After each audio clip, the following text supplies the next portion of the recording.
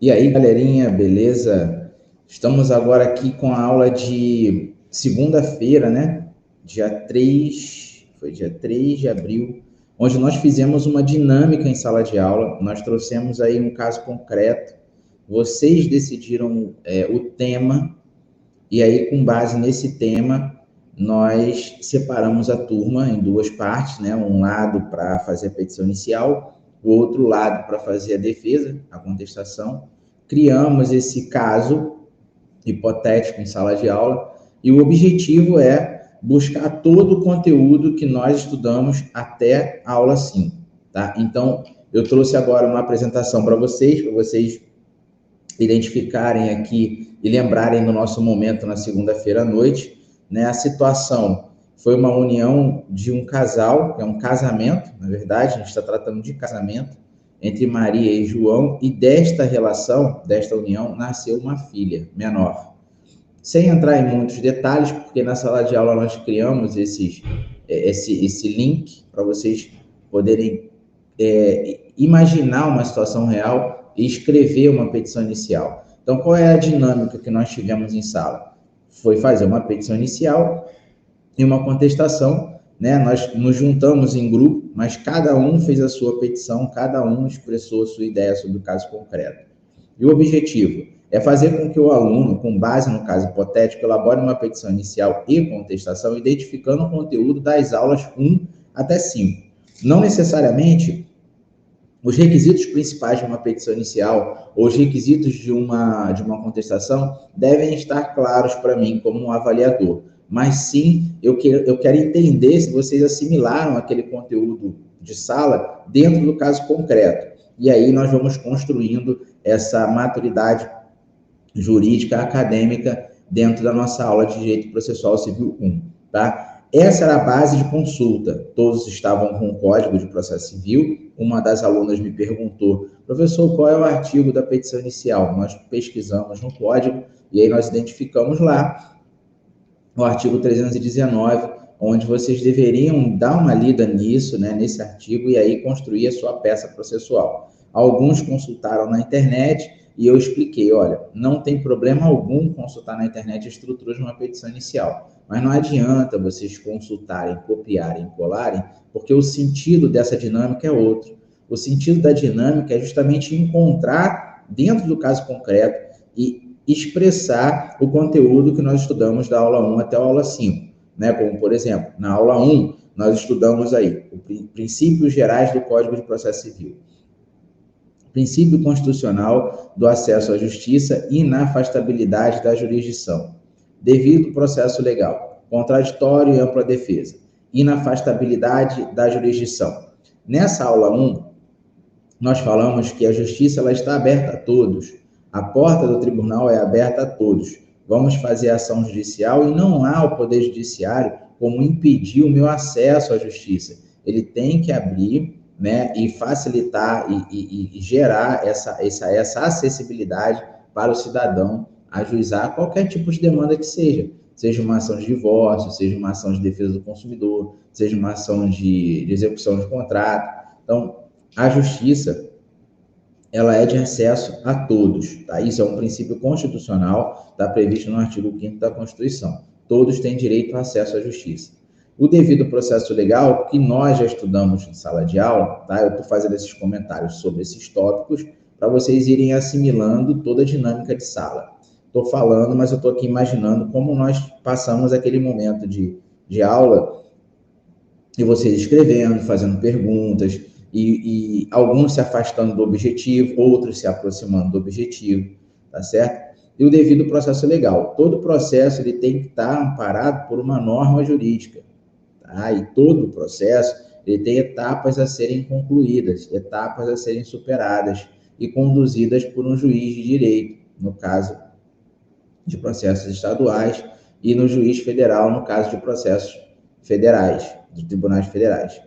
Todo processo judicial e administrativo deve haver o devido processo legal e o contraditório e a ampla defesa, tá? A petição inicial ela é feita e dirigida para algum juízo, com um relato dos fatos, tá? Sendo verdadeiros ou não, tem que ser verdadeiro, mas o tribunal vai receber essa ação com esse relato de fatos através de uma petição inicial, e aí vai expedir o mandado de citação para dar conhecimento à parte contrária que aquela pessoa está sendo acionada judicialmente, para que ela tome conhecimento de uma ação judicial que acompanhe naquele processo que é de direito dela e que apresente a sua defesa e provar o contrário daquilo que foi posto na petição inicial.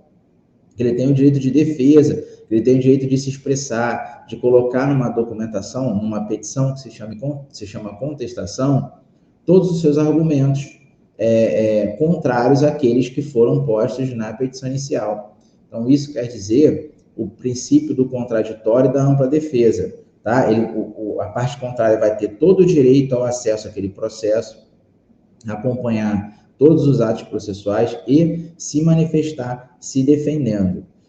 Tá certo? Então, a inafastabilidade da jurisdição, nós conversamos, inclusive escrevi no quadro, dei aqueles exemplos sobre o Tribunal de Justiça Desportivo, nós falamos sobre processos administrativos, falamos sobre licitações, que são processos onde a parte deve seguir um rito, deve seguir uma legislação, uma norma, tá? Antes de chegar no Tribunal de Justiça, antes de chegar no Poder Judiciário. Então, os dois exemplos que eu dei em sala de aula, por exemplo, um processo licitatório.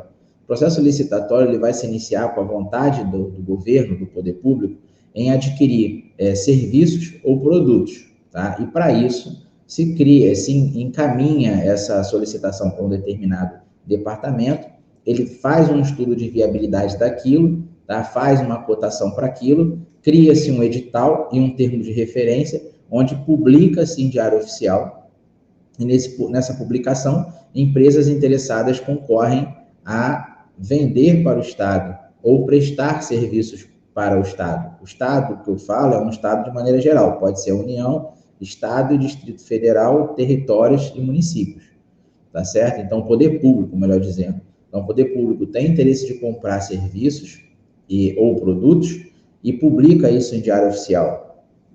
Empresas que querem concorrer àquele certame se adequam às exigências do edital, se cadastram no sistema que é um sistema competente para isso, e aí participa-se desses atos, que são atos processuais administrativos conduzidos por um pregoeiro, que vai, ao final, habilitar ou inabilitar empresas que participam daquele trâmite administrativo.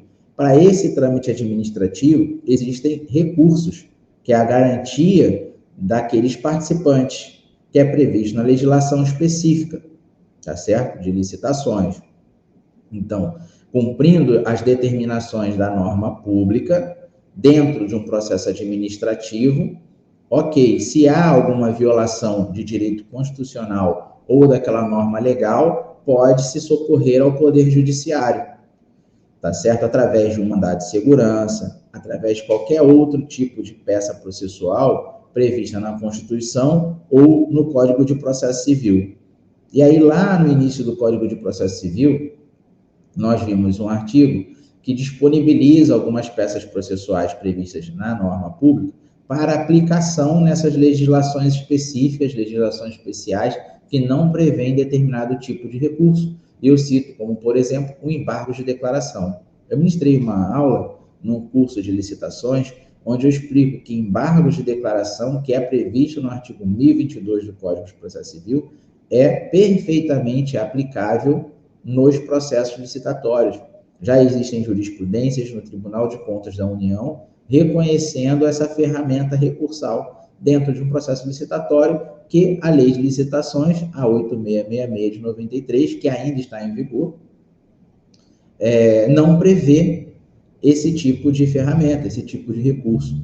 Nem a nova Lei 14.133, que fala, a nova Lei de Licitações, que fala sobre processos licitatórios. Ele não prevê os embargos de declaração, mas, como já existe uma previsão legal no Código de Processo Civil, pode-se usar esse tipo de recurso nessas leis que são omissas, nesse caso, de omissão, contradição, obscuridade ou erros materiais. tá certo? Tudo previsto no artigo 1022 do nosso Código de Processo Civil. Superadas essas instâncias administrativas, comprovada a violação constitucional de um direito, podemos acessar a justiça comum, ao Poder Judiciário. Por isso que nós falamos que existe o princípio da inafastabilidade da jurisdição. A jurisdição contenciosa, ela nunca vai ser afastada caso o cidadão, o sujeito, busque as vias administrativas. Superadas as vias administrativas, sim, podemos nos socorrer ao Poder Judiciário. Tá certo? Isso ficou bem claro na nossa aula 1, foi o nosso primeiro encontro. Na verdade, o segundo, porque a primeira vez foi a dinâmica de apresentação da matéria. E nós temos esses tópicos presentes na nossa aula, na nossa sexta aula, que é a aula de dinâmica de prática processual. O que eu busquei ali?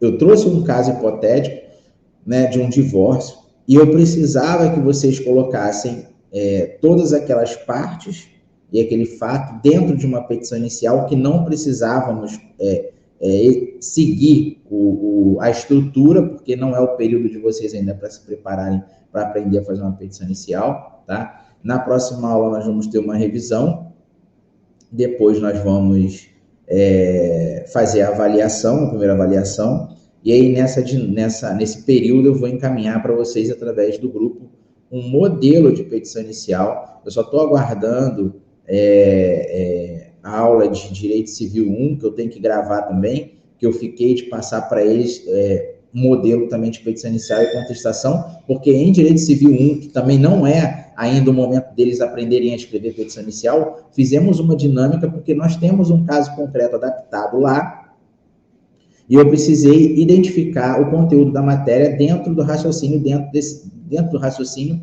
dos alunos nessa dinâmica. Então, eu vou mandar para vocês um modelo de petição inicial. Eu espero até, ao invés de mandar junto com a documentação de Direito Civil 1, material, eu estou pensando em gravar uma aula aqui no canal sobre petição inicial, onde eu vou fornecer um modelo, encaminhar o link para vocês e gravar uma aula específica de contestação, onde eu vou fornecer um modelo e encaminhar o link para vocês.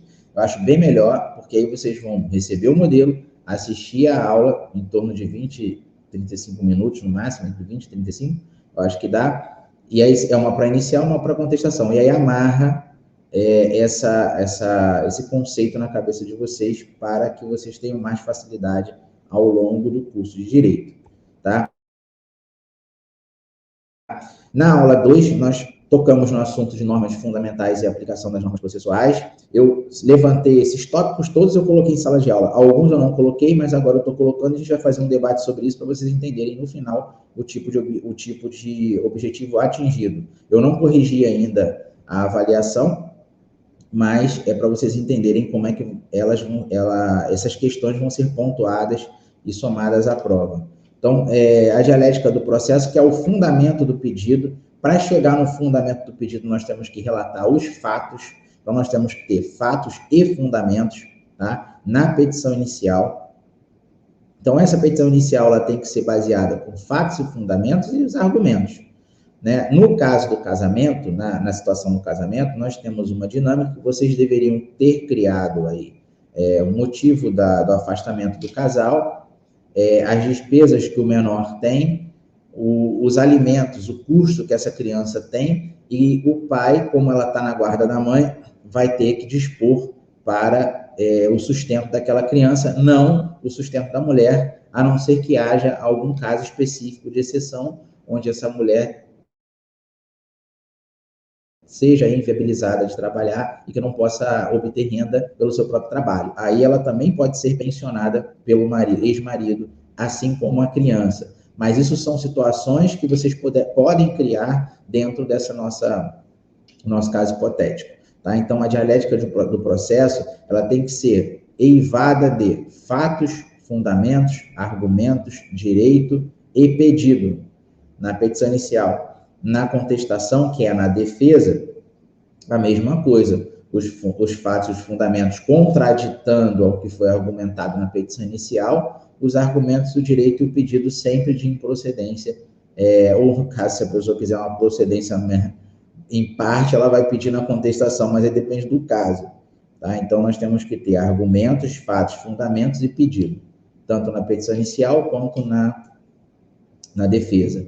Eu levando aqui a bola do ato e fato e negócio jurídico, porque todos aqueles atos, aqueles movimentos processuais são dotados de atos jurídicos. E todo processo ele tem que respeitar uma norma processual, uma norma que dite aquela marcha processual. Todas as decisões e despachos e sentença são atos processuais. São atos processuais que geram efeitos jurídicos. Se eles forem perfeitos, é porque eles estão de acordo com a norma legal. Se eles são imperfeitos, é porque eles vão contrário à norma legal e esses atos podem ser nulos ou anuláveis. E aí nós entraríamos naquela esfera de debate sobre esses atos. Os fatos jurídicos, eles não necessariamente irão decorrer de movimentação de vontade do cidadão, do ser humano. Podem acontecer através de evento da natureza, não necessariamente com movimentação do sujeito humano. Então, independente da vontade humana, o fato jurídico acontece, tá certo? Então, para diferenciarmos o ato e fato, teremos que ter em mente, de uma forma ampla, que o ato jurídico, ele acontece, decorre de vontade humana, provocado por vontade humana. E o fato jurídico não é provocado por vontade humana, e sim por vontade alheia ao humano. Um fato da natureza é um fato jurídico. Tá? E o negócio jurídico é a relação entre as partes. Nós podemos considerar que nesse casamento houve um negócio jurídico, é a realização e a materialização da vontade das partes, através desse casamento. Tá? Então, diante da aula 2, nós temos aí já um novo cenário para a realização da nossa atividade. E a jurisdição e a ação? Falamos de ação e jurisdição em âmbito nacional, porque nós temos a jurisdição internacional e debatemos sobre isso. Mas nessa dinâmica, eu quis trazer vocês para a nossa questão nacional. E aí eu falo da jurisdição, que é o poder do Estado em julgar conflito, desde que ele seja provocado a fazê-lo.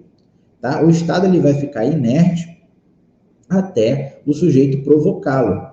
Aí eu cito aqui o artigo 16 do Código de Processo Civil. A jurisdição civil é exercida pelos juízes e pelos tribunais em todo o território nacional, conforme disposição deste Código. Eleição do foro, ação e lide, que foi o exemplo que nós demos em sala de aula. O que nós temos aí nessa situação? Nós temos um casamento que foi desfeito, e desse casamento nasceu uma criança. A partir do momento que esse senhor sai de casa, porque eu acho que na dinâmica nós colocamos que ele saiu de casa, e ele não pensiona, ele não quer pensionar, existe uma pretensão de pensão, de alimentos, que está sendo resistida por esse senhor. Então, nós temos a mulher, que é a mãe, que quer a pensão alimentícia, os alimentos para o filho. Então, nós temos o filho, menor de idade, que é o titular da ação, representado pela mãe, e nós vamos debater isso no próximo tópico, na próxima página. Então, nós temos a relação de 3 pessoas aí. Eu tenho a criança, a mãe representando a criança e o pai, tá? Sendo que a criança e a mãe, que é representada por essa mãe, acionam o pai para que ele pague alimentos, e o pai não quer pagar alimentos. Acionam de forma verbal, pede, solicita. Ele não quer. Então, existe uma pretensão que está sendo resistida por esse pai. E como existe essa pretensão que está sendo resistida, nós temos uma lide, nós temos um conflito de interesse. Então, nós, para resolvermos essa situação, necessitamos do Estado, do poder do Estado. Nós necessitamos praticar a jurisdição. Nós temos que buscar o Tribunal de Justiça para resolver essa situação. Então, eu tenho a jurisdição. Então, nesse link, nós acabamos de construir a nossa teoria e materializar através de uma ação judicial, através de uma petição inicial. Então, é o que eu queria que vocês fizessem. Vocês buscaram o Poder Judiciário, vocês fizeram a petição inicial, vocês direcionaram a competência para julgamento, que nós vamos ver também na próxima página. Então, ciente de que nós temos que eleger um tribunal, uma competência nós sabemos que o domicílio do alimentado, o domicílio da criança, é onde tem que ser julgada aquela causa. Então, vocês colocaram, nós estamos aqui hoje na cidade de Porto Velho, Tribunal de Justiça da comarca de Porto Velho, né? Alguns alunos falaram comigo sobre a questão da territorialidade. E, posso colocar em outra comarca, professor? Pode, desde que na sua ideia e na sua fundamentação a criança resida em outra cidade. Então, nós tivemos petições iniciais direcionadas ao Tribunal de Justiça de Ariquemes, que lá tem um foro. Então, foi eleito foro de lá porque a criança mora lá, supostamente, no nosso caso é hipotético.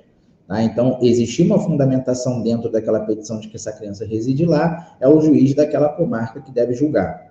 Então, identificada a jurisdição, identificado o artigo 16 do Código de Processo Civil, ciente de que nós temos que eleger o foro em razão do território, em razão da matéria, ciente de que para poder realizar e atingir esse objetivo da ação de alimentos e do divórcio, nós temos que ter um conflito de interesses, nós temos que ter uma pretensão resistida pela parte contrária, nós temos uma lide, então, ok, isso será pontuado. E vocês conseguiram atingir esse objetivo, porque já criaram um esboço de uma petição inicial, trazendo os fatos, os fundamentos, os argumentos e o pedido.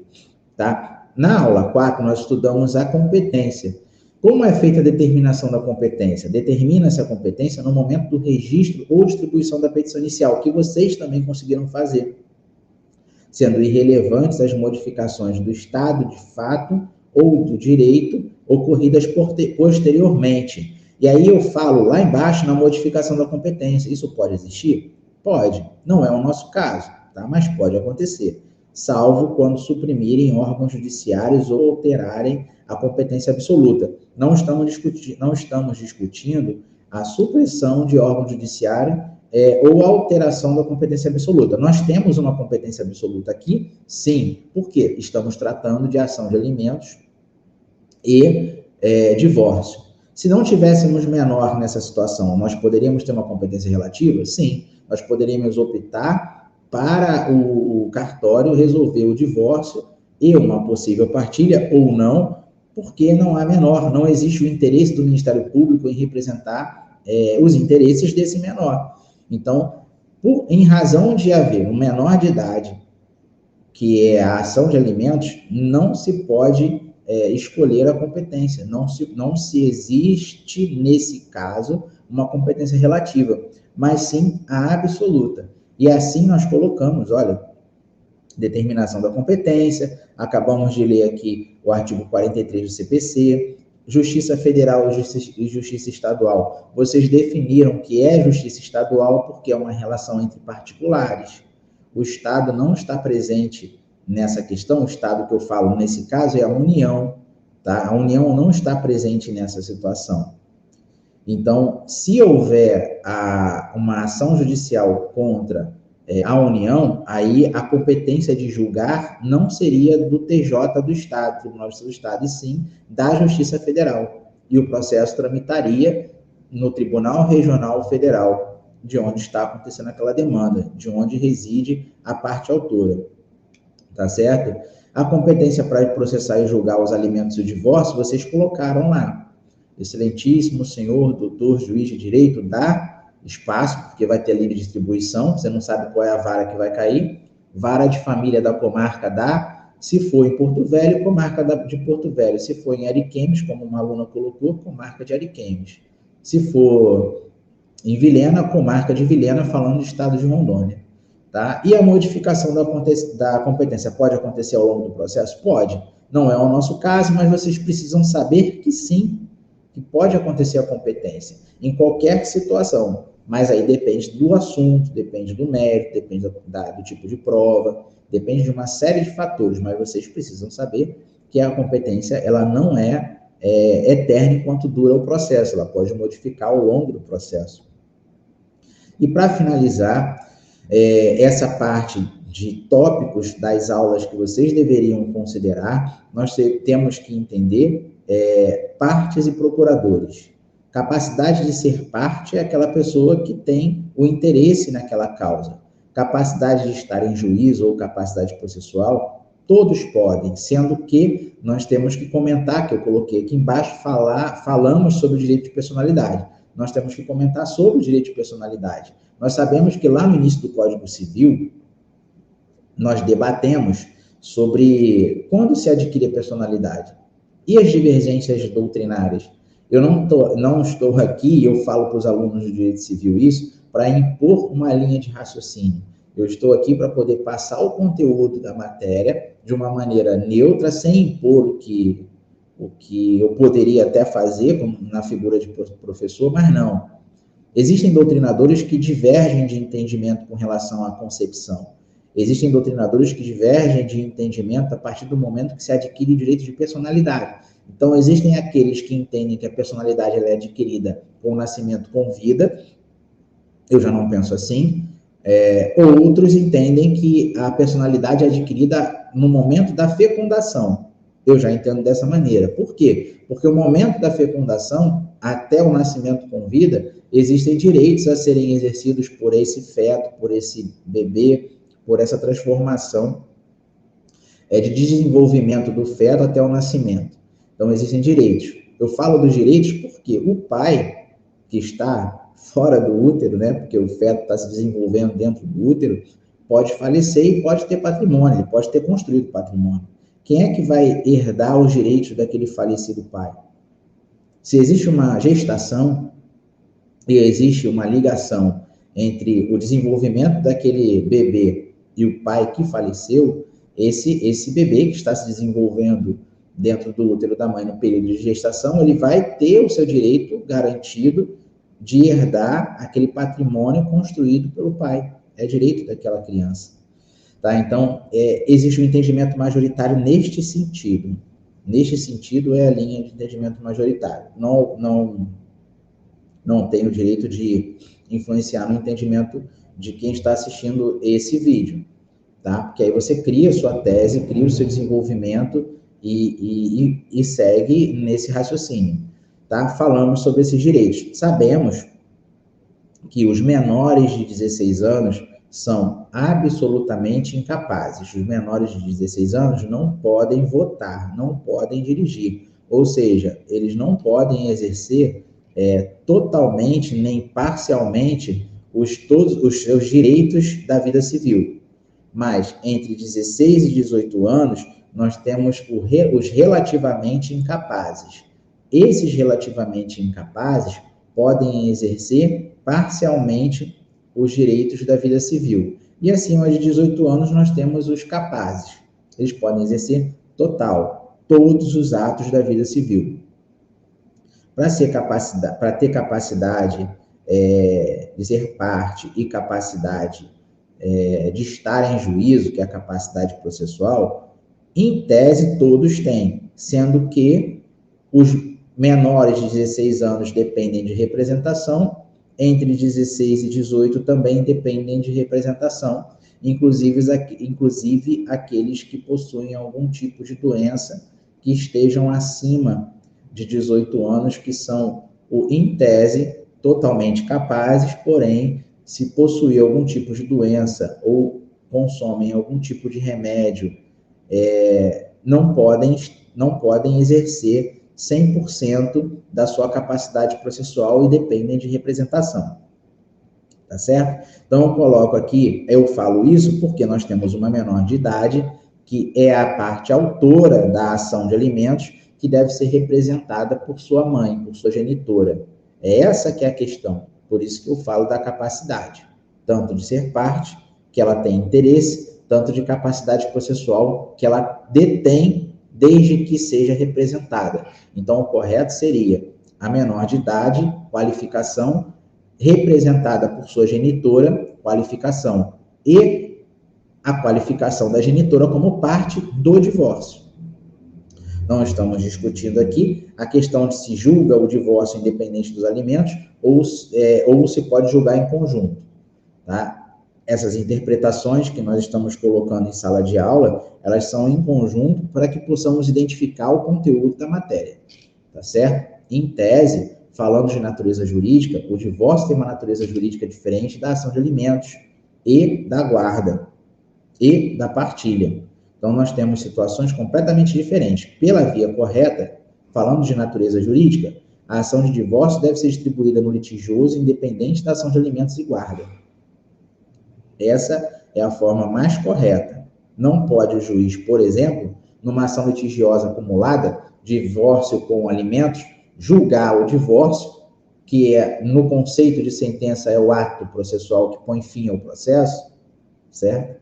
E depois continuar com o processo em cima da ação de alimentos.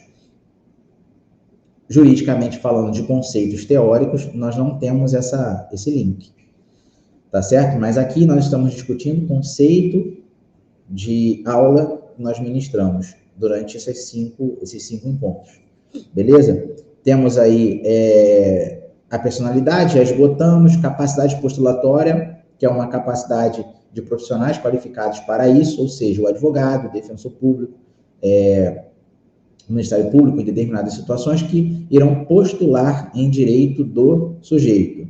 Então, eles recebem a autorização através de uma procuração. Eu falo do Ministério Público porque eu tenho a questão, por exemplo, de uma ação coletiva, eu posso ter a representação do Ministério Público para poder fiscalizar alguma situação, tá? A Defensoria Pública, que representa a parte, né, o assistido nas ações cíveis e criminais, enfim, qualquer outro tipo de matéria, tem a capacidade postulatória para isso, e o advogado que precisa da procuração. Na Defensoria Pública, ela basta a comprovação da hipossuficiência financeira, dentro dos requisitos e das normas legais, a Defensoria representa como assistente do cidadão. O advogado que depende de apresentar uma procuração, onde essa procuração se passa os plenos poderes para ajuizar a ação e acompanhar os processos ao longo da vida útil processual. O valor da causa, que na petição inicial ela tem que ter, para poder haver o cálculo das custas processuais e da sucumbência, caso não haja proveito econômico aquele tipo de ação, então tem que haver valor da causa e custas processuais, tá? Honorários advocatícios, que eu comentei em sala de aula, na nossa ação, podem ser colocados, então tem que ser colocados o valor da causa, que aí eu exijo para efeito de correção, porque eu já expliquei sobre a questão do efeito de colocar o valor da causa. As custas processuais, nem necessariamente a parte vai pagar, mas ela tem que ter um parâmetro em cima do valor da causa. Conversamos sobre honorários advocatícios, falamos que os honorários podem ser sucumbenciais e contratuais. Os sucumbenciais são aqueles que o juiz determina, e ele tem que determinar, conforme previsto no Código de Processo Civil, dependendo dos requisitos cumpridos pelo advogado, o zelo, cumprimento de prazo, tempo do processo, o juiz vai calcular o percentual, e aí existem regras contra a fazenda, processos contra a fazenda, mas não se supera a 20% do valor da causa ou do valor do proveito econômico. Então, tudo isso está previsto na parte inicial do nosso Código de Processo Civil. Nós já estudamos isso aqui que eu estou comentando é só para ilustrar, e a gratuidade de justiça, que pode ser requerida pela parte autora ou até mesmo pela parte ré. Falamos do nosso caso concreto, e tocando no caso concreto, a parte autora, que no caso é a mãe e a filha, podem requerer gratuidade de justiça desde que comprove sua hipossuficiência financeira. E como faz isso? Contra-cheque, foto da carteira de identidade, imagem da carteira de identidade, carteira de trabalho, contra-cheque se for servidor público, contra-cheque também comparando com a assinatura da carteira de trabalho, declaração de imposto de renda. Quem for autônomo, juntar pelo menos extratos bancários e declaração de imposto de renda. Se tiver um valor alto de entrada, não quer dizer que essa pessoa perca o direito de justiça gratuita, desde que comprove de que o cara recebe um valor alto, porém ele tem muitas despesas, principalmente com medicamento, tá? Principalmente com questões alimentícias. Ele comprovando que recebe um valor alto de salário, porém ele gasta quase aquilo que ele recebe, ele não tem condições financeiras de pagar custos processuais e ainda assim, possivelmente, uma sucumbência, ele não vai ter condições de pagar. Então, o juiz pode conceder o benefício da justiça gratuita que está previsto no CPC. Tá certo? Então, finalizamos aqui. O objetivo da nossa dinâmica de sala de aula era que vocês fizessem uma petição inicial sem se preocupar com a estrutura dela, tá? Eu queria que vocês identificassem essas aulas dentro da ação e dentro da defesa também, da contestação. Não precisaria ter essa visão de estrutura. Isso eu vou passar um vídeo explicando melhor para vocês e vou fornecer os modelos. Tá? O objetivo foi atingido, pelo que eu olhei, todos atingiram esse objetivo de identificar as aulas, conseguir ver, e ali eu vou pontuar. Beleza? Então, espero que vocês tenham assimilado aí essa explicação. Estou à disposição. Quem não segue aqui no canal, siga, por favor. Ative aqui o sininho da notificação. Estou com um pouco de atraso de subir conteúdos em razão das atividades do escritório, mas chegando no final da semana eu vou atualizando e vou subindo os vídeos e deixando vocês aí informados dos acontecimentos. Tá? Estou à disposição. Tem o número do grupo aí na descrição do vídeo. Perguntas, mandem por aqui ou mandem no meu privado.